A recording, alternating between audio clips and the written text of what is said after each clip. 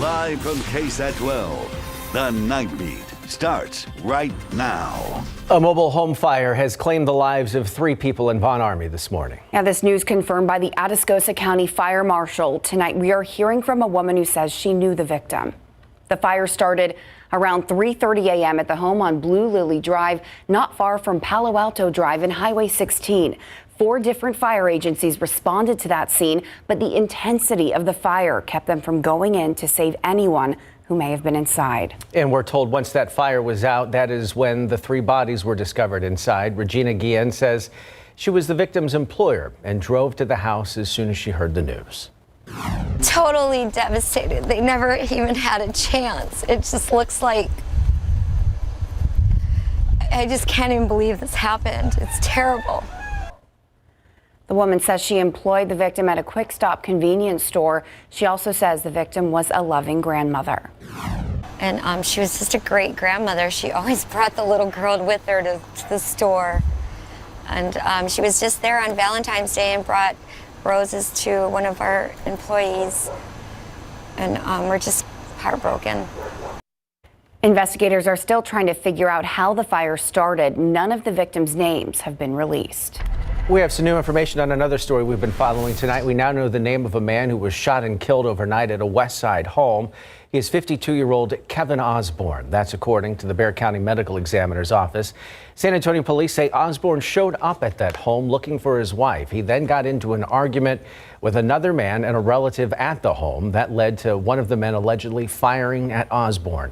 He was taken to the hospital in critical condition where he later died. The 2 men involved in the shooting were taken in for questioning. Tonight, the Bexar County Medical Examiner's office is still working to identify an 18-year-old girl who was shot and killed near a playground. The shooting happened just before 5 p.m. at an apartment complex on Chihuahua Street. That's near Guadalupe and South Brazos Streets. San Antonio police say 2 suspects got into an argument with the 18-year-old and allegedly fired at her. She was hit in the chest and taken to the hospital where she later died. A 13-year-old girl was also found nearby and she had been shot in the leg. She was also taken to the hospital. Police are still looking for those suspects. It was a big day for football here in San Antonio with the kickoff of the XFL season. It's not just the coaches and players who were all excited today, but also businesses and all those fans who were looking to have fun and maybe spend some cash. Yeah, all day the San Antonio community got into the football spirit to support the San Antonio Brahmas and local businesses. The night team's Lee Waldman stopped by a few places around the Alamo Dome to see how business was doing. Go Brahmas. Better than the Cowboys. Go Brahmas. Go San Antonio. Exciting energy is in the air around San Antonio for sports fans hungry for some action. We have the San Antonio Missions. Why not have us a football team? We always go to the Missions games, so maybe we'll start attending the football games. The first game had a great turnout at the Alamo Dome. This group wanted to go cheer on the Brahmas, but couldn't get tickets last minute. We were actually going to go to the game, but we sold out tickets, so we decided to stop by here at Dakota. On the way back to the car, we ended up coming here to watch the rest of it. Dakota East Side Ice House owner Kent Oliver says they had a busier day than usual with the flow of eager new fans. We're excited about them coming back because we did really, really well when the Commanders were here for that short season. So we know that San Antonians love football. Up the road at Alamo Beer Company, they're seeing the same flow of traffic and people ready to try the Brahmas themed beer. You know, we usually have the games on TV all the time, so people are here to watch it, but not like this. This is a beautiful crowd we got today. Despite the loss, everyone we talked to is wishing the Brahmas the best of luck on their opening season. We kind of wish we had an NFL team, I think, which is most San Antonians would say so, but we're cheering them on. We hope it takes off. The businesses we talked to say this boost in traffic got the extra business they need on their road to recovery from the pandemic a few years ago. The Brahmas have a few away games on their schedule, but they'll be back here at the Alamo Dome on March 19th. Reporting live, Lee Waldman, KSAT 12 News. Well, football was a dream. Football was the dream for me and Danny. We were in college. We met at University of Miami, and she was lucky enough to align with me and support me. I was lucky enough, rather. Did I say she was lucky enough? You did. It's going great. It's going downhill fast. Somebody saved me. Okay. Well, it is all smiles for the owners of the XFL this weekend. So many close games, and it's just week 1. Later on tonight, Instant Replay, you'll hear more from Dwayne "The Rock" Johnson. KSAT Sports has the first game for the San Antonio Brahmas completely covered for you.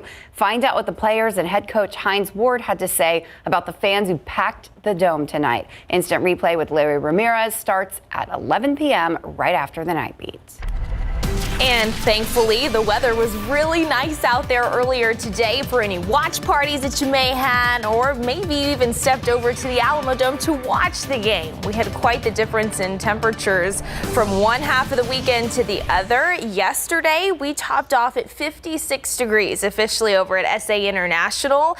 Today, much warmer than average temperatures. Our high was about 73. Now, temperatures are cooling down a little bit more tonight. Of course, we're in the 50s and low 60s right now. But the big story heading into the upcoming week, that warming trend will continue. More 70s are expected tomorrow, and then the 80s creep back into the forecast Tuesday and into Wednesday. The humidity is also going to build. I think you'll notice that more tomorrow morning, where we also could find some areas of patchy fog greet you out the door. So we'll talk a little bit more about that, as well as a small rain chance that we do have in the forecast Tuesday night and into early Wednesday with our next week cold front, and what that means for the forecast for the second half of the week coming up in just a few, guys.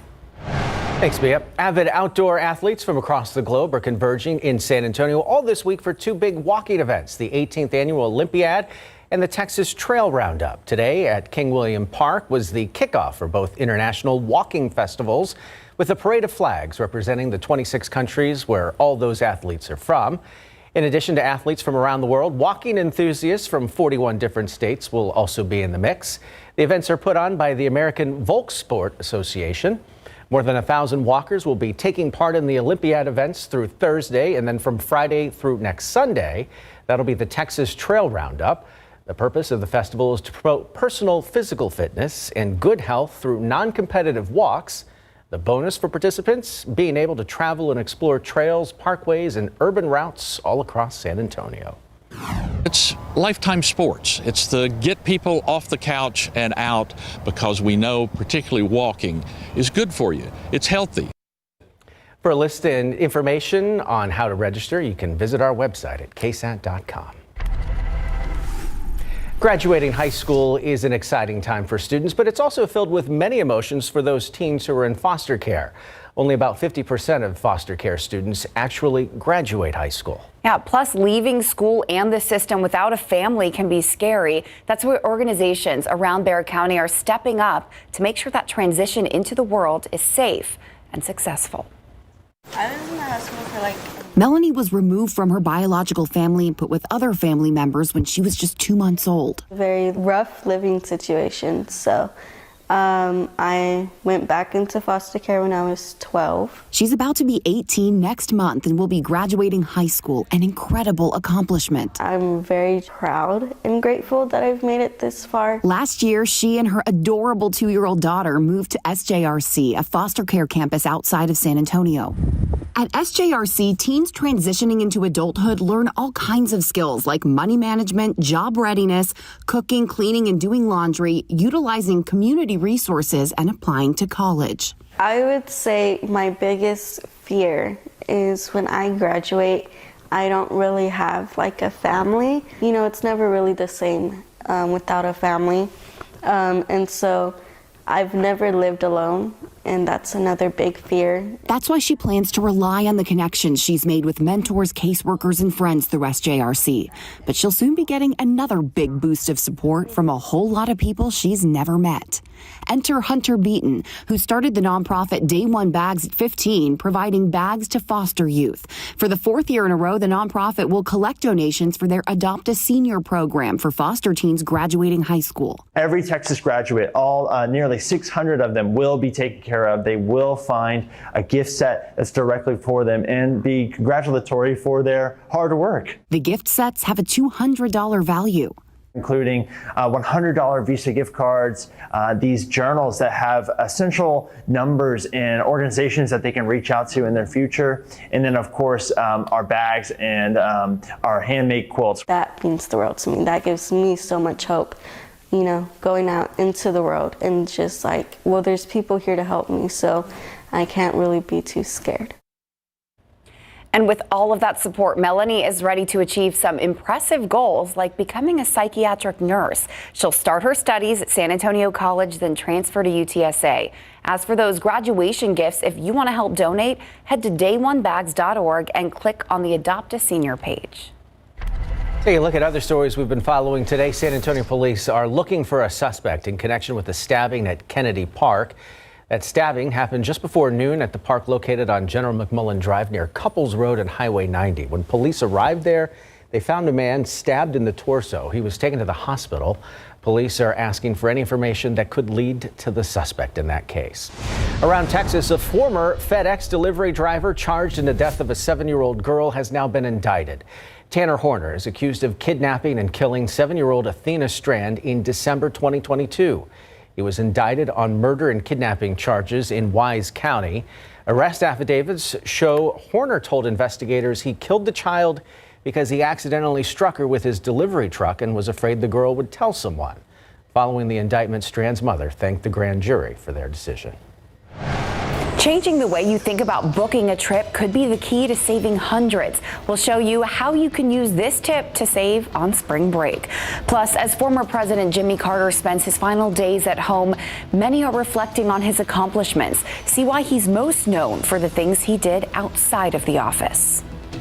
And it was an idea sparked by the COVID-19 pandemic, and it's just now hitting its 1-year milestone. We take a look at one of the many success stories from the SA Ready to Work program when the Nightbeat continues. Moving people from lower paying jobs into better opportunities. That's the goal behind San Antonio's Ready to Work program. City Council and voters approved that program last year. The Night Team's Camelia Juarez spoke to one participant who says he has nearly doubled his income. I just felt like I could do something more, you know. Neil Flores was working in fast food, but through the Ready to Work program, he trained to work at an H-E-B warehouse, earning a higher wage. Feels like more fulfillment in life, you know, comparing to getting paid less. Flores is one of 57 participants that secured a higher paying job through the program. Flores says he had a lot of support from his career counselor. Nothing but phone calls. They will motivate you by words, you know, and they will kind of push you, you know. Enrollment opened last May, and since then, over 1,300 people signed on. But Ready to Work Executive Director Michael Ramsey says getting them to their goal is a process. But we want to make sure we take that time at the beginning to make sure that we truly understand that individual, that their particular circumstances, what their abilities are, what their interests are. Ramsey says he was encouraged by the program's progress in the first year. He says as time goes on, more people will complete their training. But the majority are within that 6-month to 9-month time frame. So it takes time for an individual to matriculate through their training program. Data shows most enrollees have chosen healthcare and truck driving as career pathways. But Ramsey invites other industries and businesses to join. Flores encourages others to take control of their financial future. If you want like more career focus, I definitely recommend it. You know, it's better than working like a dead-end job. For more information on the SA Ready to Work program and how to apply, head over to KSAT.com. Camelia Juarez, KSAT 12 News. Well, we had our winter jackets out this past week, and this is the reason that you do not put any of your seasonal clothes away. Now you get to wear your spring clothes. It's just a little bit for everybody, right? That was the theme last week and even into this weekend as well. Yesterday morning, cold out there. We started off in the 30s, highs in the 50s. This morning, it was still chilly. You needed the extra layer stepping out for Sunday morning plans, but those daytime highs were able to climb into the 70s. And again, this really follows kind of more of that temperature roller coaster that we had stretching back into the beginning of last week as well. We were able to reach the 80s Tuesday and into Wednesday. We had that front move in, and then cooler than average temperatures were the theme for the back half of this past week. But of course, now we are on more of that upward trend in terms of those thermometer readings. 70s today. I think we'll find more 70s out there tomorrow, and even 80s as we head into Tuesday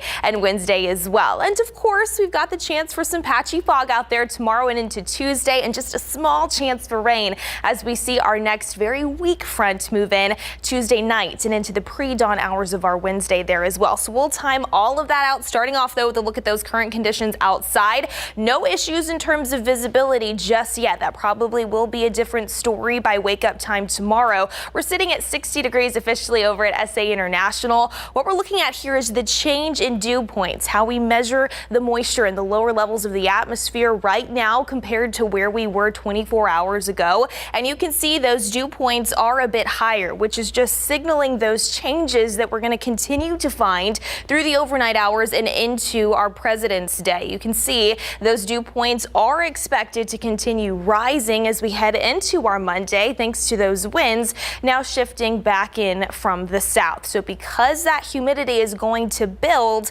and increase, if you are planning on stepping out early tomorrow morning, maybe you don't have off of work, probably a good idea to plan on giving yourself a little bit of extra time out the door, because with some of those patchy areas of fog, some of which could be dense in spots. So that's something we will need to monitor for tomorrow morning driving plans. And then I do think whatever we do find out there in terms of reduced visibilities, that looks to kind of break up and improve a little bit more by mid to late morning. Temperature wise, it is going to be more of a muggier start tomorrow compared to what we saw out there earlier this morning. Overnight lows are headed for the 50s for most, around 57 here in San Antonio. But because we are expecting some of that patchy fog to develop, I do think temperatures may warm a few degrees by the time we're actually stepping out the door. Around 60 around 7 a.m. here in San Antonio, 67 by 11 a.m. And then as we head into the afternoon, more peaks of sunshine, especially by late afternoon. And then that's going to help those daytime highs climb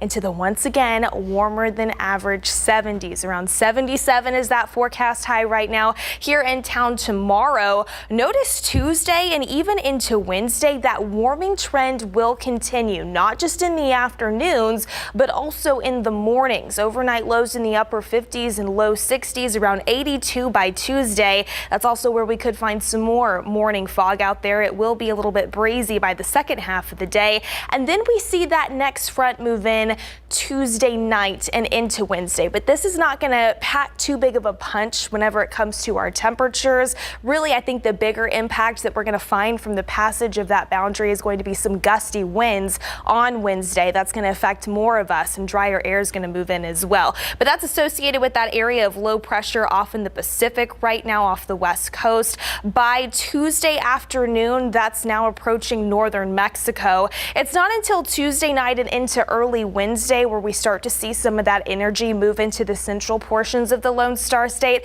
But you can even see here on your futurecast, the better energy looks to be focused just to the north of our area. So as of right now, we'll call it about a 20% potential for maybe a few isolated showers into the early morning hours of our Wednesday there as well. Better chances of finding that across our northern counties. Again, it will be windy on Wednesday, and you can see temperature-wise still spring-like throughout the remainder of the week. We'll start off in the 50s and low 60s, and highs still headed for the upper 70s and low 80s, guys. Definitely looks like spring. Yeah. Guess I can't complain until we have 90s though, so. Maybe. We'll hold 80s out. are pretty close to 90s. All right, Larry will be along with an instant replay preview right after this. The 2023 XFL season kicked off this weekend with 4 games, including the St. Louis Battlehawks at the San Antonio Brahmas this afternoon. And the Rock stopped by to say hello. With more of what's on Instant Replay, let's check in with our Larry Ramirez, the Rock's new best friend. You know what? I wouldn't go that far, but he was very attentive to us media members when we were asking him questions. So I don't know, Rock, you want to be besties or what? So both the Brahmas and the Battlehawks saved their best for last. The fourth quarter was exciting. It went down to the final 2 minutes coming up tonight on Instant Replay. And Coach Beck, him and I were teasing earlier, so he got the better of me today. So I think they're in there smoking cigars, so they're super excited right now. But the season's still long. It's just one game. The Brahmas were up 15-3 with 3 minutes left in the game, but could not hold on to the lead. The XFL rules played a part in that, delivering the excitement they are looking for. It was a wild ending for sure.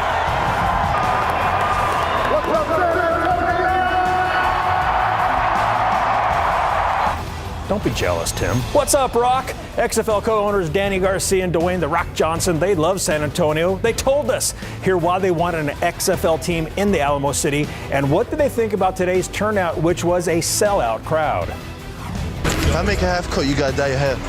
Bet. Shake on it. In the game, if you make a half court. No, I'm talking about right now. Oh, no, not right now. No. In the game? In the game? You got one try. In the game. And if you do it in the game, yeah. Spurs rookie Jeremy Sohan was mic'd up during Rising Stars practice on Friday, and you could tell the teenager was having a great time hanging out with some of the best young players in the NBA, and he painted his hair new colors as well. Plus, we have the NBA All-Star Game from tonight, a one-on-one interview with San Antonio FC head coach Alan Marcina, and rubber hit the racetrack today for the Daytona 500, a.k.a. the Great American Race. That and much more are coming up after the Nightbeat. I think you'd make a better sidekick for The Rock. Yeah, hope he's listening. Thanks, Larry. Still ahead on the Nightbeat. If you need a break, don't worry because spring break is just around the corner. How knowing whether to book your flight or hotel first could save you money. Plus, it has been nearly a week since 3 students died in a mass shooting at Michigan State University. What students still enrolled are pushing for officials to do to guarantee they feel safe. And he's currently making history as our oldest living president and will leave behind quite the legacy when it's his time. We have the latest on Jimmy Carter's at-home hospice care. People across the nation continue to react to the news that former U.S. President Jimmy Carter has now begun receiving hospice care at his home. Now, the former president turned 98 years old last year and is the oldest living president. Isabel Rosales tells us more about his care and the legacy he's expected to leave behind. Lord, we'd be amiss this morning if we did not lift President Carter to you. Sunday morning in Plains, Georgia, it was packed for Sunday school at a service at Maranatha Baptist Church. This is where former President Jimmy Carter taught his traditional Sunday school in his hometown for years, until his health forced him to give it up in 2020. On Saturday, the news came that the 98-year-old former president has decided to spend his remaining time at home with his family and to receive hospice care instead of additional medical intervention, according to the Carter Center. In 2015, former President Carter announced he had survived brain and liver cancer. In 2019, he had surgery for a broken hip and received 14 stitches after hitting his head. Then he was treated for a minor pelvic fracture before undergoing surgery to relieve pressure on his brain. I love you! In 2022, the Carters were seen out enjoying the 25th annual Peanut Festival parade in Plains. They were seen riding in a red 1946 Ford convertible while waving at the crowd. Meanwhile, wishes for comfort and peace are pouring in on social media for the former president.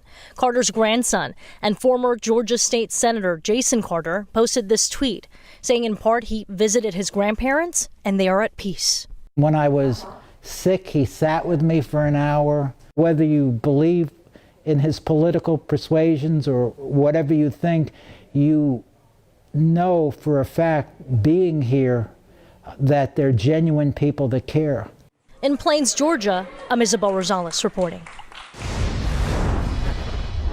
Now to Michigan State officials facing growing pressure over plans to resume in-person classes on Monday. There's an online petition with more than 20,000 signatures. The petition is calling for hybrid and online options for students who are uncomfortable with returning to campus. Almost a week ago, police say a 43-year-old man opened fire, killing 3 students and critically injuring 5 others before police say he turned the gun on himself. An MSU spokesperson told local news outlets the university is hoping to bring students back in order to unite the campus. We know that everybody heals at their own pace and in their own manner, and so getting it exactly right will not be possible, but we will do the best we can in support of each other. 4 of the 5 students wounded in the shooting remain in critical condition. The 5th is recovering. Police say they still don't know why the gunman targeted Michigan State University. To Ohio now, where FEMA disaster teams are now on the ground in East Palestine, now 16 days after that train derailed, unleashing clouds of toxic chemicals in the area. The CEO of Norfolk Southern, who was responsible for that train, visiting the area and releasing a statement apologizing to the people of that town who were impacted. Despite that, Norfolk Southern now faces a class action lawsuit alleging the railway company's negligence led to a, quote, 1 million pound plus chemical burn pit. In the meantime, community members handed out water bottles for those who still don't feel safe. People appreciate it. It's probably going to be a while till everybody feels comfortable about everything in our town, but it's coming back. State officials are now working towards opening a clinic for people in the area who are concerned about their health. And President Joe Biden has announced that he will visit the area on Wednesday. Well, beloved Auxiliary Bishop David O'Connell of the Archdiocese of Los Angeles being remembered today after he was found dead yesterday. Police confirm he was shot in a home in the Los Angeles suburb of Hacienda Heights. His death being investigated as a homicide. An Ireland native, O'Connell was 69 years old and was appointed by Pope Francis back in 2015. Parishioners in the area still shocked by the news. He was so soft-spoken. He was a humble soul. He was not the type that would have confrontations with nobody. O'Connell was a prominent leader in the community for 45 years. The Archdiocese of Los Angeles released a statement saying in part, "We are deeply disturbed and saddened by this news." Back here in San Antonio, he was committed to Southeast San Antonio. Last month's sudden passing of the late Dr. Harmon Kelly would be harder for his patients to accept were it not for his daughter, Dr. Margaret Kelly. Jessie DeGallado says she is also an obstetrician and gynecologist who began working with her father soon after she finished medical school. Now she's ready to carry on his legacy. Dr. Harmon Kelly's name above his daughter's, Dr. Margaret Kelly, was a father's hope realized. He was very purposeful in training me, preparing me for a time that he would not be here. This was Dr. Harmon Kelly's office, a man whose physician daughter says is a tough act to follow. Most definitely. Daddy was absolutely a class act and an absolute gentleman. Beloved by generations of patients like Catherine Vargas. He had the best bedside manner. He had so much compassion. These are two of her 3 children delivered by Dr. Kelly. Along with her granddaughter Justine, whose baby will be brought into the world by Dr. Margaret Kelly. I love her already. I've only come here twice, and I love her. Her father was known and respected across the city for his commitment to the Southeast Side community because at one time it was hard to get a good physician, and he was one of the best. He saw the disparity and wanted to provide women in this community with women's health. His daughter says being African American wasn't a factor. But I think he proved that if you're kind, if you're the best, then patients will come. One of the many lessons Dr. Harmon Kelly shared with his daughter. Wonderful, wonderful 20 years. Really wonderful. Jessie DeGallado, KSAT 12 News. All right, let's go back outside with live cam here this Sunday night. Not a whole lot going on around the Alamo City. Pretty quiet out there right now. Temperatures in the 50s and low 60s across south central Texas. Of course, this follows what was a warmer than average day. Pretty near average in terms of our overnight lows. We were about 43, close to the average of 46 earlier this morning. Highs, though, climbed to about 73 officially here in San Antonio. 75 was the afternoon high in Hondo. 81 in Pleasanton, 83 in Cotulla, 75 in Uvalde, and 73 up in Kerrville. Again, we're in the low 60s across the board here in Bexar County.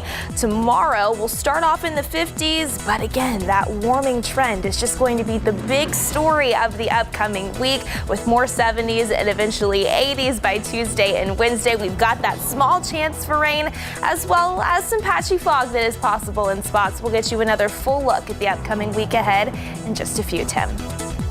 With those spring-like temperatures heading our way, travelers are starting to think about their spring break plans. We'll tell you how you can get the best deals ahead of spring break by booking backwards. Want to know what that is? Stick around, I'll tell you. If you're in the market for a used car, listen up. Prices are set to rise again. Data shows prices jumped 4% in just the last 2 weeks. That's an unusually large increase in such a short period of time. The jump also caught the industry insiders by surprise. A shortage of new car inventory helped drive both new and used car prices to record levels earlier last year. The busy selling season for used cars is only months away, and it's tied to when potential buyers get their tax refunds. Now dealers are scrambling to rebuild inventories, which is resulting in higher prices for used cars. Well, we are just a few days away from March, which means people are starting to think about their spring break travel plans. But with the impact of inflation, how do you know you're getting the best deals out there? Well, ABC's Alexis Christoforous tells us some things you might want to know about before you book. Travelers are back in full force. The TSA bracing for crowded airports, expecting more passengers this spring break than before the pandemic. Strong demand has certainly led to higher prices than we saw in 2020 and 2021. According to online booking site Hopper, round-trip domestic fares now averaging $264, up 20% from a year ago and up 5% from pre-pandemic levels.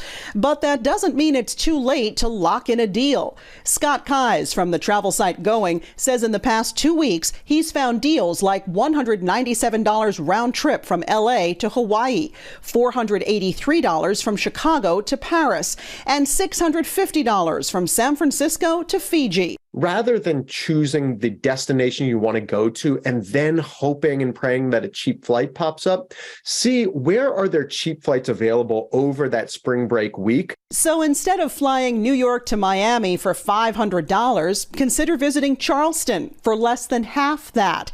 After peaking in May, airfares have actually come down in 5 of the past 8 months, and Keyes says there's reason to believe they'll continue to fall. Especially as airlines are able to add more flights, more capacity, more supply to the schedule, which is going to bring down fares. But that doesn't mean summer travel will be on sale. Experts say the later you wait to book, the more you'll pay. That was Alexis Christoforous. And with more widespread drought, finding dinosaur footprints has become more common, but finding one this size is a big shock. How big this dino was and where the print was found. All right, take a look at your screen. This is the largest Megalosaurus footprint found in the UK. It measures 3 feet long. The 3-toed footprint is one of only 6 to be found in the area. Traditionally, it's geologists and paleontologists who focus on dinosaur fragments, but the woman who made the discovery is an archaeologist who studies ancient human artifacts. Now she's adding this big find to her repertoire. It's not a bad one. Pretty cool. Yeah, it really is. Also pretty cool, the picture that Mia has behind her that looks like a halo. Is that a sundog? So it is a 22-degree halo, and this picture was sent in via KSAT Connect here in San Antonio. So today we had high clouds filter across the south central Texas sky. So this is a really cool thing. I actually saw it outside earlier today too. This is an atmospheric optical phenomenon that typically happens when we have those high clouds in place. Those high clouds are made up of ice crystals, and we see that halo form through the way sunlight actually refracts through those ice crystals. So it was something pretty cool to see out there in the sky earlier this afternoon. If you caught a glimpse of it, of course, thank you for sending in that photo via KSAT Connect. All right, the big stories heading into the upcoming week. Warmer than average temperatures will continue, especially after what we saw today. A big difference compared to where we ended our Saturday. Building humidity is in the works over the next 48 hours as well, which will lead to some patchy morning fog, maybe a sprinkle or two. Not completely out of the question tomorrow morning there as well. And then in terms of rain chances, unfortunately, we've just got one small shot at rain Tuesday night and into early Wednesday as we see our next weak front move through. I don't even really want to call it a cold front because it's not going to do anything for our temperatures, but it will turn windy on Wednesday after we do see that boundary push through south central Texas. So that is associated with this area of low pressure that is out in the Pacific off the west coast. Again, what this is going to do over the next couple of days, it's going to move across northern Mexico, kind of meander near the desert southwest into Tuesday, and then finally it moves into the western portions of the Lone Star State on Wednesday. Again, the better energy associated with this system does look to be north of our area, but still we'll see if we can't squeeze out a few isolated showers across our our northern counties. The time frame for that being Tuesday night and into Wednesday morning. For those that do cash into the couple isolated showers out there, unfortunately, rainfall totals not looking to be very impressive. And I wish that we could really increase that rain chance, because it is no secret that we desperately need the rain. This is just an update, a look at the latest drought monitor that was released last Thursday. You can see the vast majority of our area still technically classified in one of those drought levels. Parts of Bexar County stretching up into Kendall County, across portions of the Hill Country seeing extreme to even exceptional drought, that 4 out of 4 classification of drought.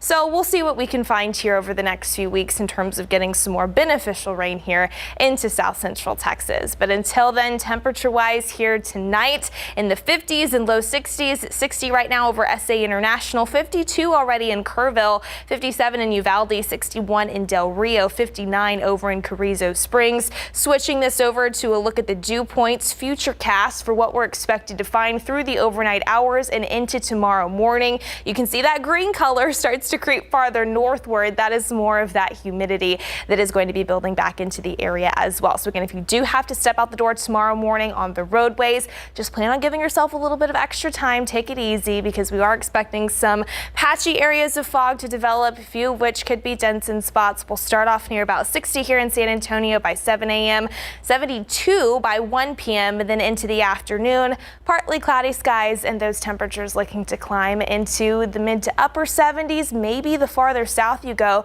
we could find a few low 80s out there as well, and that will be what we find here in San Antonio Tuesday and into Wednesday. Drier air is going to move in behind that boundary early Wednesday. We'll kick up some wind gusts upwards of 30 miles per hour at times, and then after that, just more spring-like weather throughout the remainder of the week, with highs in the upper 70s and low 80s even into next weekend, guys. I know we're still wrapping up rodeo, but man, that's fiesta weather. Let's fiesta San Antonio. We like Should both. we slow down? We like both. Okay. All right. We'll be right back. I don't know what's going on here. Knock at the Cabin stayed in 5th place, scaring up $3.9 million. Puss in Boots: The Last Wish is at $168 million domestic, after a 4th place weekend worth $5.3 million. Magic Mike's Last Dance fell from 1st to 3rd on ticket sales of $5.5 million. Avatar: The Way of Water made $6.1 million for 2nd place and a domestic total of $658 million, passing Jurassic World for 9th place on the all-time list. Ant-Man and the Wasp: Quantumania opened big, $104 million, the best Ant-Man launch ever and the first $100 million debut this year. In Hollywood, I'm David Daniel. NBA All-Star Weekend wrapped up tonight with the All-Star Game featuring Team LeBron versus Giannis. And plus, San Antonio FC less than 3 weeks away from their regular season opener, and they are the team to beat. With the preview of what's on Instant Replay, here's Larry Ramirez. And that is the question. Can they go back-to-back? We certainly know it will not be easy. SAFC played the first of 3 preseason friendlies yesterday afternoon, and they tied Tulsa 1-1 at Toyota Field. Coming up tonight on Instant Replay. It became my sole focus on my family, turning off the phones, being present with them, not just being there, but actually being present and engaged and doing what they wanted to do and not talk about soccer. And I'm very, very fortunate to have such a loving wife and amazing daughters.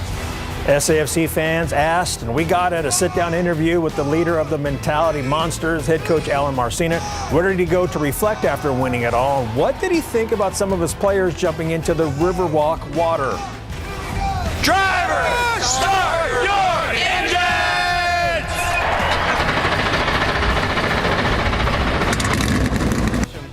NASCAR traded paint today in the 65th running of the Daytona 500, and Ricky Stenhouse Jr. grabbed the checkered flag in the longest Daytona 500 ever. He drove a lot of miles. We've also got The Rock, the XFL Brahmas, high school basketball, swimming, and wrestling. Plus, our Sierra Chrysler Jeep Dodge Ram Play of the Week is Above the Rim. That and much more coming up on Instant Replay, guys. Another jam-packed hour heading your way. Yep. And also, don't jump in the river. Yeah, I hope they showered after. Yeah, we'll be right back.